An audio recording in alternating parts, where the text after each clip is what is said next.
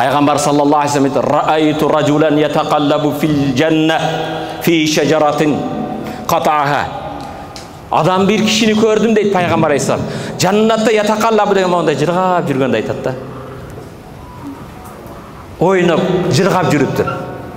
Ал жаннатқа кирген киши эмне менен кирди десе, адамдарга, мусулмандарга кыза берген бир шакты кесип койгон үчүн Аллах ошону кылган соовун ишин кабыл кылып, күнөөсүн керип жаннатка кирди.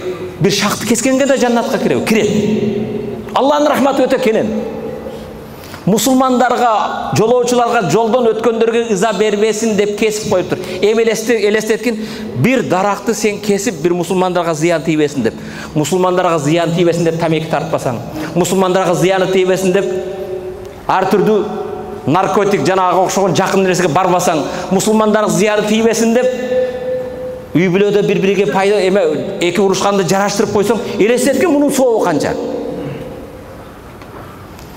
Пайгамбар башка бир хадисте Бани Исраилде болгон бир коомду айтат. Малакил Маулке жанын алайын деп тур да.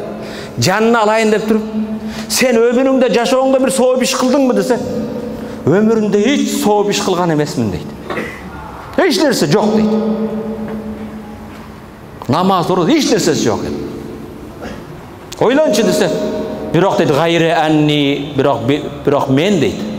Адамдарга дейт, соода кылып дейт, кебирлерге карыз берет элем дейт. Анан балдарын жөнөтүп, мүмкүнчүлүгү бар адамдарды кечиктирип алат элем, мүмкүнчүлүгү жок адамдардын карыз төлөй албай аткандарын кечирип берет элем дейт.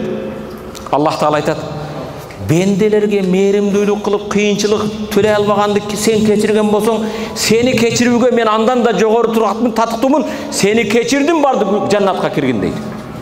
Элестеткене, bir адамдын кыйынчылыгы барлыгы жеңилдетем, бере албагандарды кечирип берет элем дейт.